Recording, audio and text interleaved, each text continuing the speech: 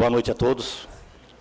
Eu quero primeiramente cumprimentar a todos os vereadores, a pessoa do presidente Júlio Colombo, e cumprimentar a iniciativa dessa casa de abrir esse espaço para o Fórum contra a Reforma da Previdência, dando assim uma demonstração de estímulo à democracia, porque essa aqui é a casa do povo, é a casa de todos nós. E eu vinha conversando com algumas pessoas durante a semana, eu não sei se este ano no Brasil terá uma pauta tão importante como essa pauta da reforma da Previdência.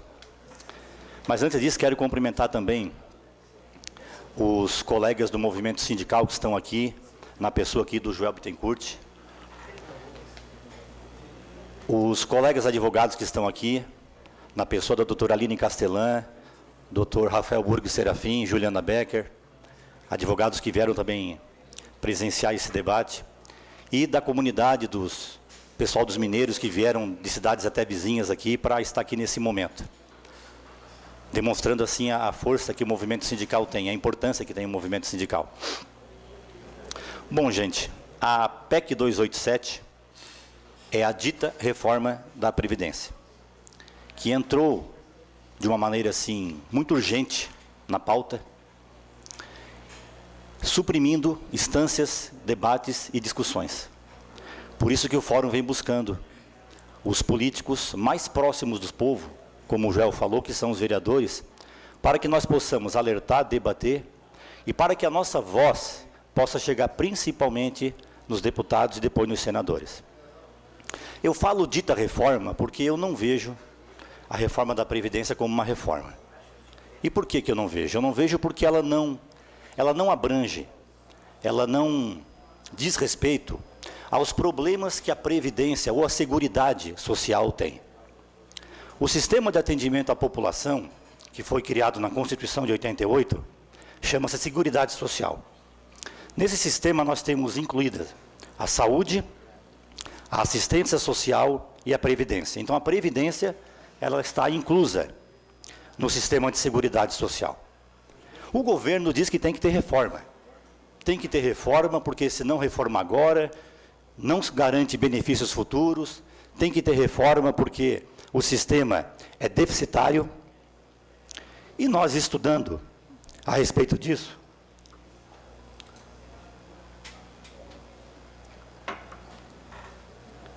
conseguimos verificar que a coisa não é bem assim. O sistema não é deficitário. Pelo contrário, ele é superavitário. Eu tenho aqui, para vocês terem uma ideia, de acordo com dados expedidos pelo próprio governo federal, a Previdência, eu vou falar de 2010 para frente, em 2010, a Seguridade Social teve um superávit, sobrou dinheiro, de 56 bi. Em 2011, 77 bi. Em 2012, 78. Em 2013, 67, 2014, 35 e 2015, 20 bi. Sobrou. Então, onde é que está a questão do déficit? Agora, por que o governo fala que tem déficit? E aí eu quero explicar uma coisa para vocês, que é no primeiro item que eu digo dos problemas que não são enfrentados nesta reforma, que é um sistema de desvinculação de receitas que é utilizado pelo governo, aonde ele retira, autorizado por uma emenda complementar. Vocês devem lembrar, há pouco tempo atrás foi aprovada a PEC 55, aonde ela repassou para 30% esse sistema de desvinculação de receitas, que é muito antigo, viu, gente? Começou lá no governo Itamar Franco, Fernando Henrique, todos os governos utilizaram, mas utilizavam 20%. Essa desvinculação agora está em 30%. Então, o que acontece? O governo vai lá na conta da Seguridade Social, retira 30% do que foi arrecadado e utiliza para fazer superávit primário. Ou seja, utiliza para gastar naquilo que bem entender. O que eles mais fazem com esse dinheiro é o que o vereador Zaira agora acabou de dizer: pagar a dívida pública brasileira, que está em mais ou menos 55% do orçamento da União. Então, veja bem, o orçamento da União, metade dele é de dívida pública. Metade dele para pagar ou amortizar a dívida, ou pagar a rolagem da dívida, que é quando o governo emite títulos para poder, com juros menores, para poder pagar dívidas com juros maiores, e aí até parece que é um bom negócio, nesse sentido, e também para pagar os juros da dívida pública. Então, o orçamento da União está com aproximadamente 55%, sobra o restante. E quando eles desvinculam a receita da Seguridade Social, eles utilizam boa parte dela para pagar a dívida. E quem são os credores? Os bancos. Então, o governo fala que existe déficit na Seguridade Social porque ele retira esse valor e aí o que sobra, obviamente, se você calcular tudo que você gasta com saúde, o que você gasta com previdência e com assistência social, obviamente que o governo divulga um déficit. Mas, na verdade, ele não existe, porque a arrecadação da Seguridade Social ela é superavitária. Então, o primeiro problema que a reforma da Previdência não enfrenta é a questão da desvinculação das receitas da União, que é uma ilegalidade legalizada. Pode fazer por quê? Porque vem sendo feito há muito tempo e é autorizada por emenda complementar. Uma outra coisa que a reforma não enfrenta, e que o Joel muito bem citou, é a questão das dívidas que as grandes empresas, eu digo grandes empresas, porque é Bradesco, é Banco do Brasil, é Vale do Rio Doce, é Caixa Econômica, é Prefeitura, é Governo do Estado, devem para a Seguridade Social. Estima-se hoje mais ou menos 460 bi de dívidas que não são cobradas. Não são cobradas. E não é o Joaquim da esquina que está devendo. São grandes empresas. Empresas que estão no mercado, que estão ativas. Uma boa parte delas. Sabemos também que uma boa parte delas, como por exemplo a Vale, enfrentou o processo de falência e tudo mais, mas uma boa parte delas estão na ativa. Estão trabalhando, estão no mercado. E não quitam as suas dívidas com a Seguridade, e o governo parece também que não dá muita importância para isso. Esses são dois pontos estratégicos que o governo deveria dar uma atenção, abrir e mostrar para a sociedade por que que isso é assim. Por que que a reforma, ela apenas faz menção aos direitos dos trabalhadores? E quando eu falo trabalhadores, falo todos. Os trabalhadores empregados, os trabalhadores contribuintes individuais, os empresários, todos nós, porque a Previdência é um sistema fantástico de distribuição de renda, onde todos contribuem para todos, um sistema universal e solidário, fantástico, que muitos países desenvolvidos não têm como nós temos. A Previdência Social já conta com, se não me engano, quase 90 anos. E é um sistema que eu digo o seguinte para vocês, é a coluna vertebral da sociedade brasileira. Por quê que eu digo isso? Eu digo isso porque as pessoas, para ter acesso aos benefícios previdenciários, elas trabalham, elas produzem riqueza. E depois que elas se aposentam, elas continuam produzindo riqueza, porque elas vão consumir com o dinheiro das suas aposentadorias, vão se manter. Então, movimenta o comércio, movimenta a indústria, porque o comércio movimentando, movimenta a indústria, gera impostos para o governo. Então, um sistema fantástico de distribuição de renda. E os poderosos desse país sabem disso. E querem dar uma entradinha nesse mercado, nesse filão. Um outro ponto que a reforma da Previdência, ela não ataca, não enfrenta, não discute, é a questão de uma melhor gestão da Previdência, uma fiscalização muito ineficiente. Se não são os sindicatos mesmo, volta e meia está denunciando, está perseguindo, no sentido assim de informar as empresas que não recolhem as suas contribuições, uma fiscalização muito ineficiente. Nós que trabalhamos também na área trabalhista e na área da Previdência há um tempo, sabemos disso. Os contribuintes individuais, por exemplo, que param de recolher, muitas vezes vão quitar os seus débitos quando vão se aposentar, e olhe lá, passam às vezes 10, 15 anos sem contribuir e sequer são notificados. Então, uma melhor gestão no sentido de buscar a receita da Previdência, que daria também para nós citar aqui a contratação de mais auditores fiscais, de mais fiscalização. Parece que não é interessante para a Previdência fiscalizar e buscar receita. A reforma não fala nada disso. E um outro ponto que é muito importante, e aí eu atribuo também um pouco da culpa da mídia, da grande mídia, é que você não ouve falar bem do INSS. Você não ouve falar bem da Previdência. Geralmente as notícias, quando são veiculadas a respeito da Previdência, são notícias que não são negativas. Quando, na verdade, como eu falei, a Previdência Social é uma verdadeira mãe do trabalhador brasileiro. É o maior sistema de distribuição de renda, talvez, que exista no mundo. Contribuir para a Previdência é um bom negócio, porque você retira muitas vezes em pouco tempo que você contribuiu, coisa que um outro investimento, principalmente as aposentadorias privadas, que são reguladas pelas regras de mercado, e que se o banco quebrar, você quebra junto, não dão. A Previdência não. É segurança, porque é um patrimônio do povo brasileiro. Por isso que o governo e a sociedade deveria discutir mais a respeito, com mais seriedade, esse assunto. Porque se você precarizar a Previdência, se você diminuir a importância dela, eu digo para vocês, nós vamos ter muita dificuldade. Nós vamos ter muita dificuldade. Então, esses são os pontos que a dita reforma não cita. A imagem da Previdência, a dívida que não é cobrada, a desvinculação, um verdadeiro confisco que o governo faz nas contas da Seguridade, e depois fica pagando, com o nosso dinheiro, matéria nos jornais para dizer que está quebrada, que se não reformar, quebra. Quando é ele que vai lá e confisca, retira 30% do que é nosso, para utilizar, principalmente, como o vereador Zairo falou, na quitação da dívida pública, para os bancos. Mas assim, o que por trás também tem disso? Que está oculto na questão da reforma da Previdência, e que é importante nós também citarmos. Nós estamos num momento no Brasil em que a sociedade brasileira, ela está, na sua maioria, entre 20 e 70 anos.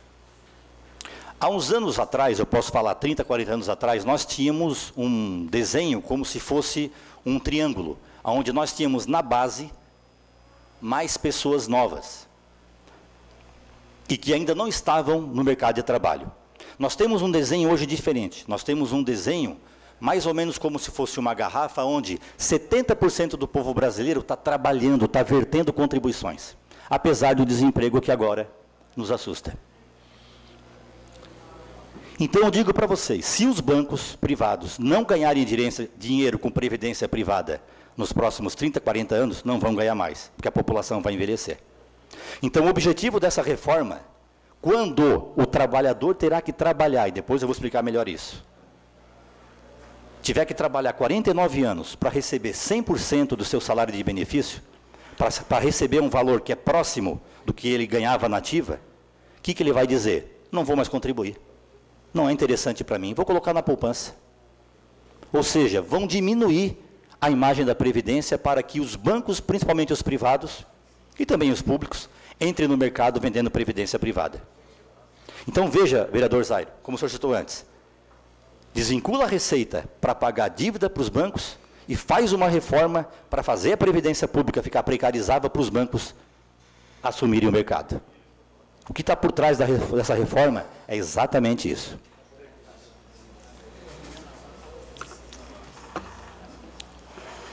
Então eu encerro aqui a primeira parte, e a segunda parte eu vou falar para vocês aquilo que eu não chamo de reforma, eu chamo de restrição de direitos. Porque é o que a PEC faz é restringir direito. Reforma não tem nada ali. Quando eu faço uma reforma lá em casa, eu faço para ela ficar melhor. A Previdência aqui vai ficar pior, então não é reforma. É restrição de direitos.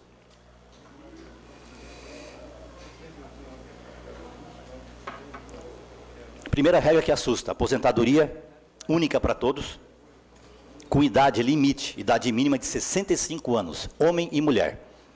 Ignorando por completo a jornada dupla que a mulher brasileira ainda tem. Por quê? Porque no Brasil ainda a mulher, ela, não vou dizer que ela é a única que cuida da casa e dos filhos, porque os homens estão participando mais. Mas ainda é uma sociedade que a mulher tem que cuidar da casa. E precisa trabalhar para complementar a renda da família.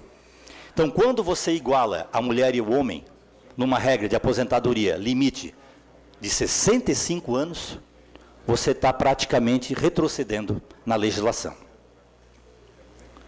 Fim da aposentadoria por tempo de contribuição. Hoje, a aposentadoria por tempo de contribuição, como é que ela funciona? O homem, no regime geral da Previdência Social, se aposenta com 35 anos de contribuição.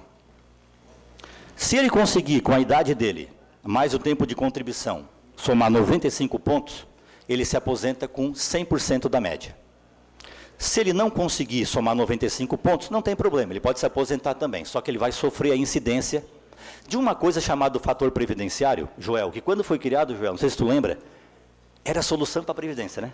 O fator previdenciário. Passaram alguns anos, vem mais uma reforma. Então, o fator previdenciário ele funciona mais ou menos assim. Quanto mais novo você for, menor é o teu benefício. Quanto mais idade você tiver, maior é o benefício. Mas existe a opção de você se aposentar com 35 anos de contribuição, independente da sua idade, mas vai sofrer a limitação do fator previdenciário, criado em 99. A mulher se aposenta com 30 anos de contribuição. Se ela somar com a sua idade mais o tempo de contribuição 85 pontos, ela se aposenta com 100% da média. Se ela não somar 85 pontos, a mesma coisa, vai se aposentar com o fator previdenciário. A reforma da Previdência simplesmente acaba com tudo isso. Ela acaba com a aposentadoria por tempo de contribuição. A aposentadoria que vai existir é a aposentadoria por idade, aos 65 anos para todos. E mais, aumenta-se também a carência. O que é a carência? A carência é um número de contribuições que eu tenho que ter para ter acesso ao benefício. Número mínimo de contribuições. Pela atual legislação, se eu tiver 15 anos de contribuição e tiver mulher 60 anos de idade, a mulher se aposenta por idade. O homem, 65. Basta ter 15 de contribuição. Com as regras, além da idade de 65 anos, você terá que ter pelo menos 25 anos de contribuição. Agora, o que mais assusta também é a forma de cálculo. A forma de cálculo que é uma coisa muito interessante. Você começa com 51% da média do salário de benefício, 51%, e acrescenta 1% por ano de contribuição. Ou seja, se você tiver a carência mínima de 25 com 51, 76. Vai se aposentar com 76% do salário de benefício. Vai deixar 24% para o governo. Então, para você ter uma aposentadoria próximo do que você contribui, você vai precisar 51 com 49 para dar 100%. Por isso que se diz que você terá que ter 49 anos de contribuição para ter acesso a uma aposentadoria digna. Mas tem mais, não é só isso não. Pensão por morte. Pensão por morte hoje, como é que funciona? Quando morre um dependente, um segurado, e deixa um dependente, que pode ser a esposa e os filhos, menor de 21 anos, a esposa e os filhos menores recebem uma pensão no valor de 100% da aposentadoria que o aposentado ou o trabalhador estaria recebendo. Para que é a pensão por morte, gente? Qual é o fundamento da existência dela? É a substituição da renda, naquela família, da renda da pessoa que faleceu. Então, como essa pessoa contribuiu, o falecimento dela gera um evento que gera uma pensão por morte que será pago para o dependente, que é no valor da aposentadoria ou 100% do salário de benefício se a pessoa estivesse trabalhando. E o salário de benefício é retirado das contribuições que a pessoa faz. Pela proposta, corta pelo meio. 50% mais 10% por dependente. Então, seria 60% no caso de um casal sem filhos e 70% no caso de um casal que tenha um filho, porque são 2 dependentes. E mais, além de cortar pela metade, eles estão desvinculando o valor dela do salário mínimo. Ou seja, ela vai defasando. Se o salário mínimo passar do valor dela, ela pode ser paga abaixo do salário mínimo. E tem mais uma coisa ainda. Se a pessoa se aposentar, estiver já aposentada e a esposa falecer, não pode acumular. Ou o marido falecer, não pode acumular mais. Vai ter que fazer uma opção, ou pela aposentadoria ou pela pensão. Claro que a pensão vai acabar, vai ser extinta, de fato. De direito vai estar lá no papelzinho, mas de fato, quem é que vai optar pela pensão? Se ela pode ser paga no valor abaixo do salário mínimo. Se ela não vai receber a defasagem, ou a correção que é aplicada ao salário mínimo. Então vejam, senhores, a crueldade. Aposentadoria dos segurados especiais. Segurados especiais, para quem não sabe quem são os lavradores, são os pescadores artesanais, eles se aposentam mediante uma contribuição que vem na nota, na produção. Eles não têm contribuição mensal.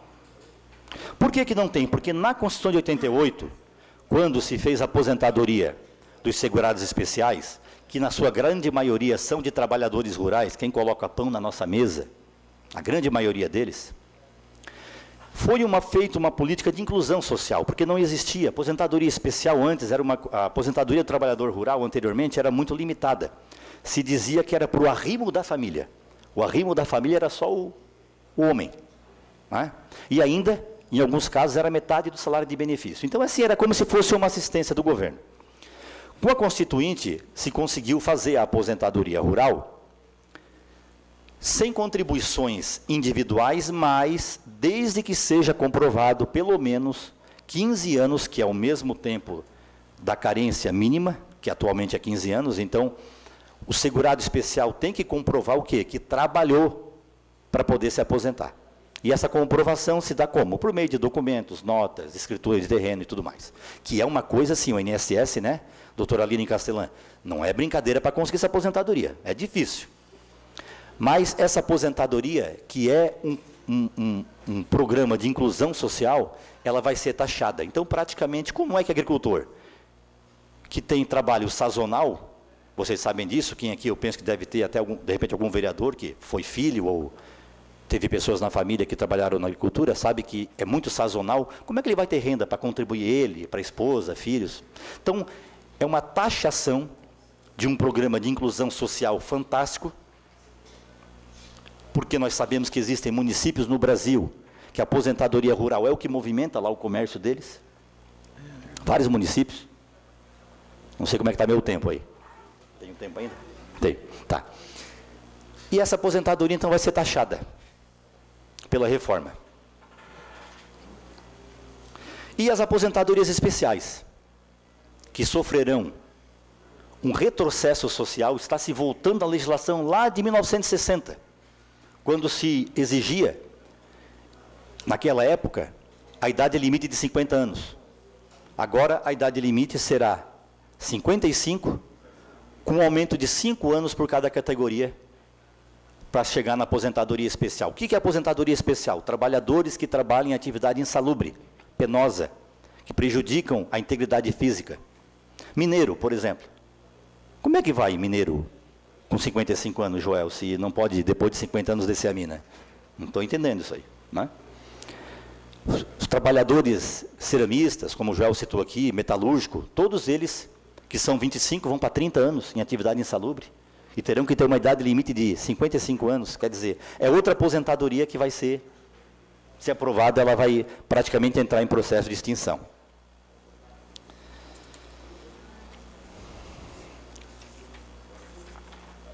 Um outro ponto, que também é uma crueldade,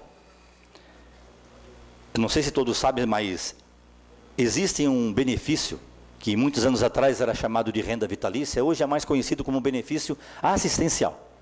O LOAS, né, um benefício de uma legislação que é de 93, que é no valor de um salário mínimo para quem, gente? Para o idoso, para a pessoa idosa, que não tem ninguém na família que possa acolher essa pessoa, que viva em estado de miserabilidade social, ou deficiente também, que não tenha nenhum benefício previdenciário que possa receber, que não consiga trabalhar e que também viva numa condição de miserabilidade social. Essas pessoas, gente, depois de um rigoroso processo de análise, que muitas vezes tem que ser feito perante a Justiça Federal, porque o INSS, quando chega um pedido desse, geralmente nega, e a pessoa tem que procurar a Justiça. Depois de um processo rigoroso de análise, perícia médica, laudo de assistente social, ele consegue lá o seu salário mínimo. Os idosos hoje, com a idade de 65, conseguem ter acesso a esse benefício. Eles estão passando para 70 anos. Então, apenas o idoso, com 70 anos, que vive em condição de miserabilidade, que mal tem o que comer, que não tem dinheiro para comprar remédio, porque muitas vezes também no SUS não consegue, ele vai ter que esperar ter 70 anos para conseguir esse benefício. Então, meus senhores, isso é o que eles estão chamando de reforma. Isso é o que estão chamando de reforma. Então, eu também não quero me alongar muito, presidente, que pode ser que tenha questionamento. Isso. Eu quero... Tem mais coisas para citar.